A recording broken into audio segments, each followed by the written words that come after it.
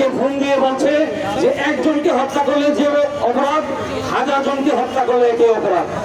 আমরা বলতে চাই, আপনি 2000 ভাই বোনদেরকে এদেশ থেকে হত্যা করেছেন, আপনি কি এদেশের লক্ষ কোটি মানুষকে হত্যা করতে চান? আপনি আজকে বিভিন্ন ভাবে এদেশের মানুষকে নির্যাতন করেছেন, জুলুম করেছেন। নির্যাতন এবং জুলুমের ফল আপনি এদেশ থেকে পালিয়ে গিয়েছেন। তারপরেও আপনি কিভাবে আস্কালন দেখাচ্ছেন যে এদেশের মানুষকে শাস্তি করার জন্য আপনি ষড়যন্ত্রে লিপ্ত হয়ে আপনি বিভিন্ন ধরনের ফোন দিচ্ছেন, কল করছেন, এদেশের মানুষকে আপনার পক্ষে উদ্ধৃত করছেন।